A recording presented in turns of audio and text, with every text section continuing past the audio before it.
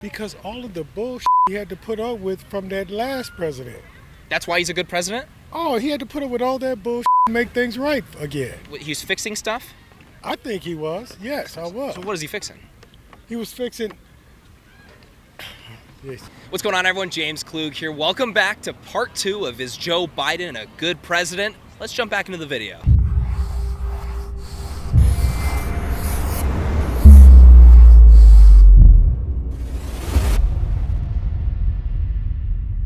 Huge shout out to our friends over at Patriot Mobile for sponsoring this video. Is Joe Biden a good president? What do you think?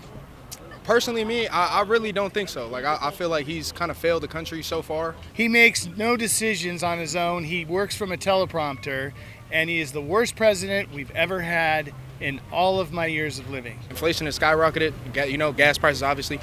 We all suffering from it, and I think he can do something to, like, help better it. Does he come off as a strong leader to you? No, not at all. Not at all. I'm asking if Joe Biden is a good president. Yes, he's a good president. No. No? He fell off a bike. I remember that. Yeah. If you're president of the United States, should you be able to ride a bicycle? Yes, that's 100%. Do you think Joe Biden is a good president? He is. He is. He is a great president. Absolutely. Absolutely. Yes. No. You was saying yes. Is he a mental patient? You think yes. Yeah, I think he's okay. I think he's better than Trump. I don't think he's the best though. I'm saying if he's a good president. Does saying he's better than Trump, does that mean he's a good president? No, I would have to say I just like him better than Trump. I think he could do better. What do you like about what he's done so far, in your opinion?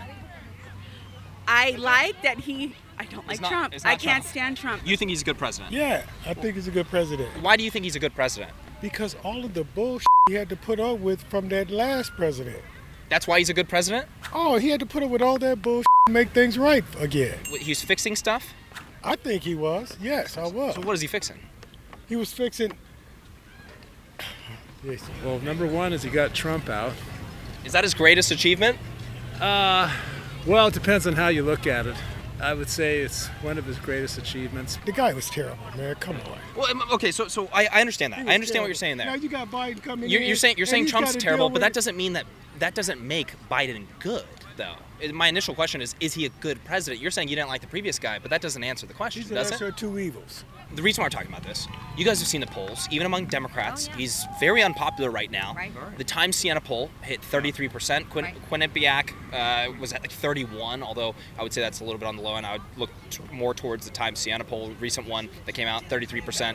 64% of Democrats don't want him to run again. Do you want him to run again? No, Okay. I do not. I think we could find someone better from the Democratic Party to fill that need. Who? Yeah, I am curious. That's an issue.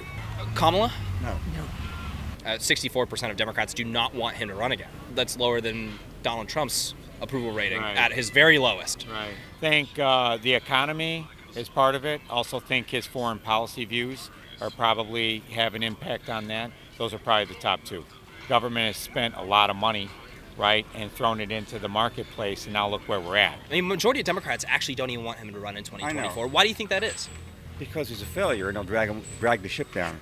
He's not going to win. He's not going to run. You don't think he's going to They're run? not going to let him run. I'd like to see DeSantis run, but I think that we're going to see the ex-president run again. Let's just talk about COVID.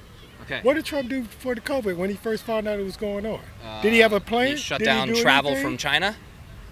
And what else did he do? What did he do for us? Got the vaccine What out did in he do for the American record people? amount of time. No, he didn't.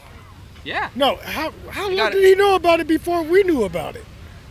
Am I supposed to answer that? Yeah. All right, you guys, let's take a quick moment to talk about today's sponsor. With the recent rulings from the Supreme Court, it's worth mentioning that these wins didn't happen on their own. It took money and the support of companies like Patriot Mobile, who have passionately fought on behalf of your constitutional rights. Patriot Mobile is America's only constitutional conservative mobile phone provider, and they have been on the front lines fighting for your values. This is why Patriot Mobile is different from every other provider out there. Inflation has made it really hard on many Americans. Thankfully, Patriot Mobile has plans for almost any budget, and they provide the same nationwide coverage as all the major carriers. Go to patriotmobile.com/Klug or call 972-PATRIOT. Use offer code Klug to get free activation.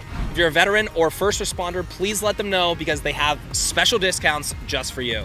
Make the switch today. Go to patriotmobile.com/Klug. That's patriotmobile.com/Klug, or call 972-PATRIOT. Let's get back into the video. What are we happy with that he's done? We have issues when it comes to inflation. We have issues when it comes to the energy. Ukraine. We're happy with how he's handled Ukraine. We're happy that he has been able to pull and keep the European nations together. I am looking for people that are enthusiastic. I would not put you guys in that category of being enthusiastically supporting him. However, it seems like we're happy. I wanted to generalize on what you're talking about there. Foreign policy. How has he done on foreign policy? For foreign policy, he has restored, in my opinion, grace or something about this country. I think he's restored the faith in what our nation stands for. Yeah. And that's something I think that's very important for us internationally. Yeah. Do you guys think that? And I think we lost that in the prior administration. To that, I would say basically policy-wise, I thought foreign policy was pretty strong under Trump. You can say whatever you want to say about Trump. Yeah. Policy-wise, I mean, we had the Abraham Accords. That's obviously not a bad thing. That was a historic peace treaty in the Middle East. In my opinion, we also had the world behaving. But also, not just that, I think under Joe Biden, I think Afghanistan was a disaster. What would we say about Afghanistan? He handled that poorly, but I will say that I think that what has happened on the previous administration is that it has exposed some of the divisions in our country that has been very negative for us. With regard to Afghanistan, I think that issue, the negative aspect of that started in the prior administration also, because it wasn't Biden that said we'll be pulling out. 6 months or 7 months before we exit Afghanistan, Trump signed a treaty with the Taliban saying that we need to leave certain time frame. I don't remember exactly the date. Right, that's fine. If we do not leave, they're going to start killing everybody on the ground. Because of that set date, that was why it was botched. Is that correct? I think so. It was the prior administration. I don't think it was the goal of pulling out that got a lot of people upset with the situation. It's how it was done. He made sure that there was no more troops being delivered or deployed to the Middle East. Therefore, they had to relocate over to Kabul Airport, which was a smaller area in an urban area that was more dangerous than Bagram Air Base, right? Yeah. Bagram Air Base is a very large base in a very open area. Right. They would need more troops to do what they wanted to do. Right. Now, Kabul is in a urban area. Right. It's smaller, therefore 600 troops or so can go about the evacuation as they please. Right. That decision was Biden's and Biden's alone. That's where 13 service members were killed. That's where... I just think if we were still involved in Afghanistan with what we're dealing with now in the Ukraine, I mean, there's only so much that we can do. Not advocating. Yeah. I don't have a problem with the leaving necessarily, although I do think we sacrificed a lot of American lives for that stronghold. But that's a different conversation. Over many administrations. That's correct. I keep my politics in my area. I don't go beyond my area. As long as people in my area are doing all right, I don't really give a shit about what's going on in the country because I can't control a whole lot of that. And that's I understand that. Are people in your area being affected? Affected? By Biden? Mm-hmm. Well, of course, I'm from Arizona. So our border, it's kind of important. It's a disaster right now. Absolutely. I mean, Trump tried to do something, but no one's really addressed the border in probably 3 decades. Is trying better than not trying? Absolutely. I'll take a wall over no wall. Do you think he's done good on foreign policy? Oh, you know what? I couldn't even answer that, honestly. How about the border? You don't want Mexican people to come over here to the United States? I don't? I mean, you say, what about the border? I'm like, what about it? It's Canada and Mexico. Oh, well, we're a country, that has like rule of law, and you can't just sneak into the country and take advantage of our resources. Man, come on, how long is that going on? Yeah, but You think it just started when Biden got into office, or when Trump got in office, or even we can go back to Nixon? Come on, man. That's just a moot point. I don't think my point there was necessarily that it's never happened before Biden. I think the point is they re-implemented catch and release, and we're hitting historic high numbers. The last couple months, we've had about 200,000 apprehensions at the southern border per month. Just to give you some context, Laguna, where we are right now, the total population here is about 22,000 people.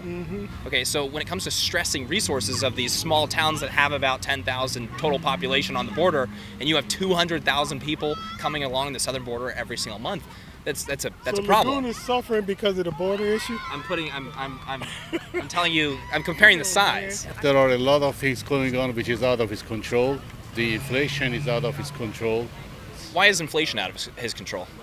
Because it just passed on to him. I don't think there's an argument that there could be just 0% inflation, but it is at 9.1%. The basis for inflation is basically transportation.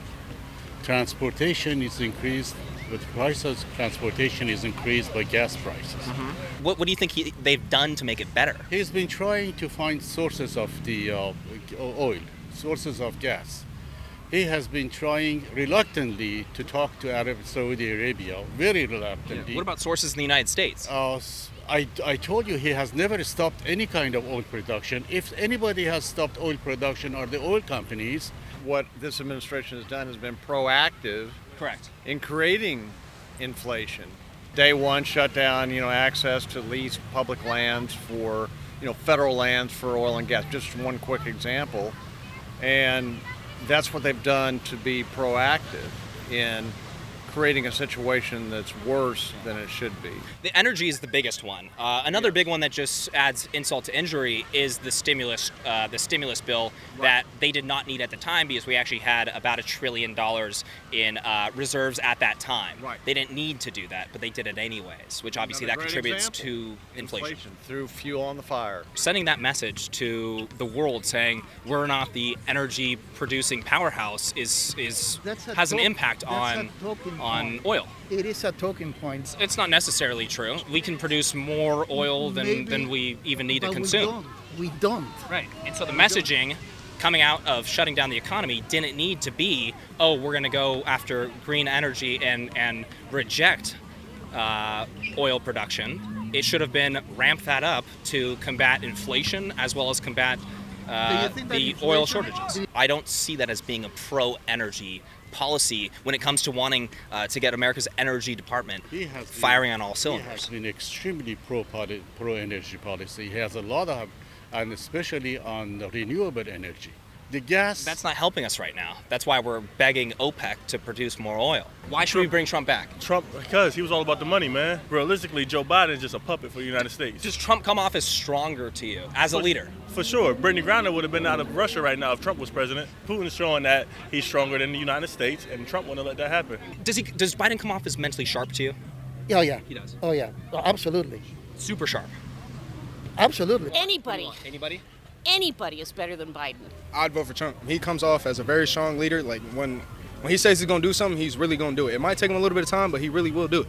Would a younger person who's coming up and learning more and easier, faster brain and all that stuff? Of course there's someone faster and better. I think that they should get somebody else, yeah.